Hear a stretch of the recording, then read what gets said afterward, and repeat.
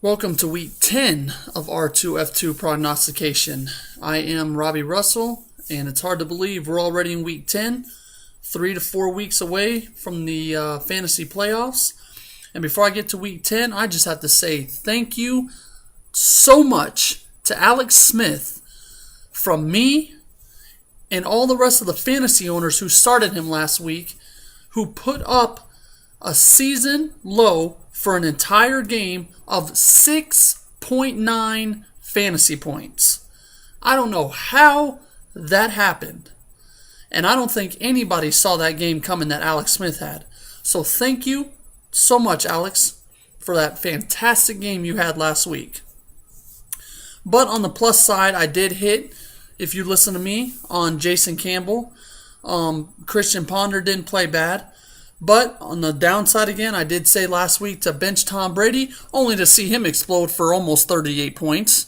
So didn't hit them all last week, but did all right. So on to week 10 I go. Now, I'm sure a lot of y'all are looking for a quarterback fill-in for Aaron Rodgers, and there's nothing wrong with playing matchups week to week from players on the waiver wire if you really didn't have a strong backup. So, starting with the Week 10 matchup, one quarterback I love is actually surprisingly Rodgers' backup this week, Seneca Wallace. Now, if you paid attention to the post game last week, Mike McCarthy pretty much stated that a lack of practice for Seneca Wallace was the reason Seneca came in and did so bad. Now, this week, Wallace is going to have a full week of practice with all the number ones. And with the weapons around him, of course, Randall Cobb's still not there, but you still have Jordy. Corliss isn't a bad tight end. Lacey, Nelson or Boykin, James Jones. How can he not succeed against the worst-ranked pass defense? That pass defense belongs to the Philadelphia Eagles, and they've given up an average of 23.3 fantasy points to quarterbacks on the year. But if you look deeper at the numbers on the road this season, they've surrendered an average of 25.7 points to quarterbacks. And in 4 of their 5 road games this season, they've allowed over 300 passing yards to opposing quarterbacks. Now, I'm not saying Seneca Wallace is going to put up 25 plus points, but that option is there. But I'm looking at him maybe scoring 18 to 23 fantasy points at least this Sunday against the Eagles. Joining Wallace on the list of quarterbacks I like or love is Christian Ponder, who faces off against the 28th ranked pass defense of the Washington Redskins tomorrow night on that Thursday night football matchup. Nick Foles against the Packers, who the Packers have a league low 3 interceptions on defense. Wow. 3 interceptions through 8 games. Yikes. And Foles has done tremendously well not turning the ball over. He hasn't thrown an interception in the games he's played this season, and he's thrown 13 touchdowns. I don't see the Packers moving up the board as far as interception-wise come Sunday. And even after McCown tore him up for 272 yards and 2 scores with no interceptions, I believe it was. Others are Russell Wilson, RG3, and Carson Palmer that's going up against the best pass defense yards-wise of the Houston Texans. But Houston, or if you look, Houston's only given up over 200 yards to opposing quarterbacks twice this season. But again, they only have 3 interceptions on defense, and they've given up 13 touchdowns. I like Palmer as a bit of a surprise this weekend. May not put up the yardage, but should throw for a few scores. A few quarterbacks that I really wouldn't say to bench, unless you have like a Drew Brees, a Tony Romo, Matthew Stafford, Peyton Manning, Phillip Rivers, or one of the 6 guys I just mentioned. But you have to be cautious of the weekend matchups of the players I'm about to name, as they may not put up many fantasy points. And one is Colin Kaepernick, and the other is in that same game, Cam Newton. Cap faces the Panthers defense, who ranked 10th against the pass. And on the other side, Cam Newton is facing the 8th ranked pass defense. The 49ers have only given up 10 passing touchdowns. The Panthers have only given up 7 passing touchdowns. So I don't expect great numbers from either one of those two. Now, I don't see any huge sleeper running backs I like for Jamal Charles fill-in that should be or could be available in the waiver wires or in the waiver wire. But running backs I like this week consists of both Fred Jackson and C.J. Spiller, as they face off against the second worst rush defense of the Pittsburgh Steelers. The Steelers have given up 5 rushing touchdowns over their last 2 games, including 2 last week to Stephen Ridley and 1 to LeGarrette Blount. They've given up at least 1 rushing touchdown in every game this season except for 2 games. Also, you have to start Chris Johnson if you have him on your roster. Johnson's performed pretty well against the Jaguars over his past 4 games. He's ran for over 50 yards in 3 of those 4 games, and 1 of those games was 80 yards. Now, the downfall to Chris Johnson is he's only found the end zone once in those 4 games, but this year Jacksonville holds the worst rush defense and with the most rushing scores given up. So I like CJ 2K coming off the great performance last week to really keep it going this week against that 32nd ranked rush defense of the Jaguars. To top the list off running backs that you have to start, of course, Reggie Bush, Adrian Peterson, Matt Forte, no-brainers.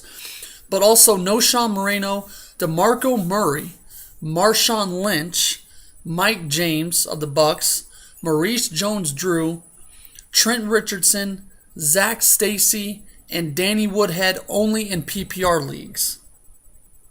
And speaking of Danny Woodhead, I'd stay away from not only him in non-PPR leagues, but also his partner there in the backfield, Ryan Matthews.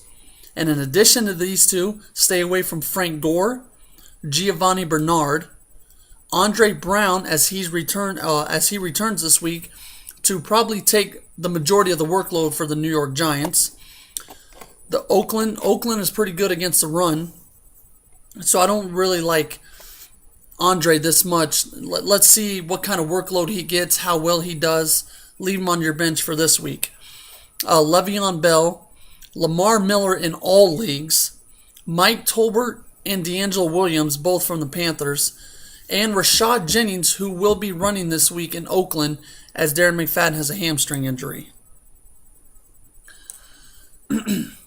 Now, there isn't any big-name wide receivers that are off this week that really should be hurting your team. Maybe the Patriot wide receivers, maybe Dwayne Bowe, Josh Gordon, something along those lines. But regardless, wide receivers that are worth a start this week as maybe your wide receiver 2 option, your wide receiver 3 option, or a flex, has to start with Leonard Hankerson tomorrow night against the Minnesota Vikings. Hankerson leads the Redskins in touchdowns, first off. The Vikings have given up the second most receiving touchdowns, and Hankerson is third on the team in targets, only behind Pierre Garçon and tight end Jordan Reed. On top of that, the Vikings have allowed 4 touchdowns to non-number 1 wide receivers this season. I love Hankerson as a wide receiver 2 that has potential to maybe touch the bottom of wide receiver 1 production tomorrow night. Now, joining Hankerson on the list in the wide receiver start club is Alshon Jeffrey, regardless of who plays quarterback this weekend, but I believe it's going to be Jay Cutler. Even with McCown, he put up 60 yards on 5 catches and a touchdown on Monday night against the Packers. He had a nice game against Detroit earlier this season as well. Another is Emmanuel Sanders. This guy has 22 targets over his last 2 games, and he squares off against the Buffalo Bills defense, who have yielded the most receiving scores. In addition to that is Doug Baldwin and Golden Tate of the Seattle Seahawks. And I say if you have either one of those guys, go ahead and start them both. Hopefully you don't have both on the same team, but you know what I mean. Start. If you have Tate, start him. If you have Baldwin, start him. Mike Brown of the Jacksonville Jaguars, as Justin Blackmon is suspended. Cecil Shorts becomes the number 1. I don't like Cecil Shorts this much this week, as I'll get to here in a second. DeAndre Hopkins against the Arizona Cardinals. Now, the Cardinals have given up 3 touchdowns to non-number 1 wide receivers. And in 6 games this season, the Cardinals have given up at least 34 receiving yards to number 2 wide receivers. And my huge reach of the week is Griff Whalen of the Colts as a wide receiver 3 or a flex option. Now, I'm sure most of y'all are saying, who the heck is Griff Whalen? Where'd this guy come from?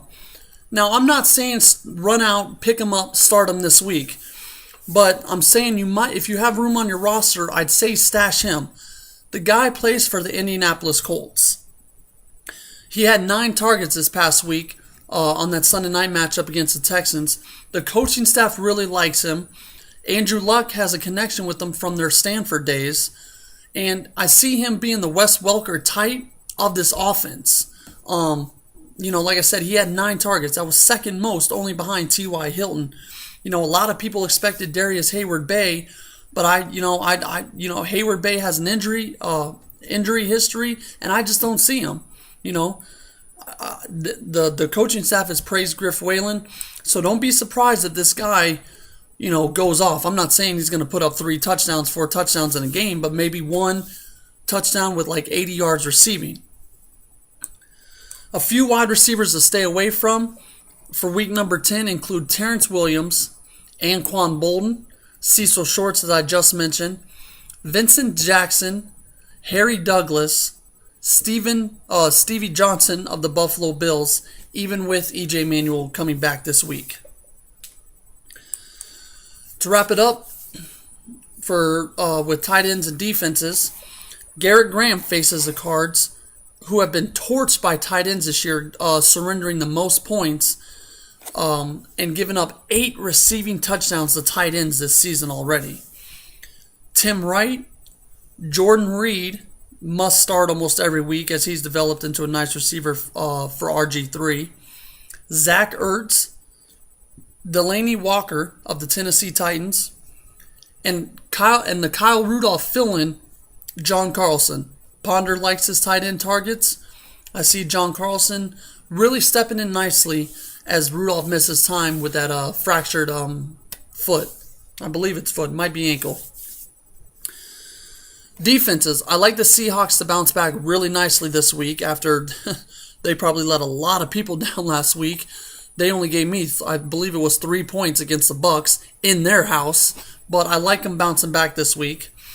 The New York Giants defense I like this week, along with Arizona and the Pittsburgh Steelers defense.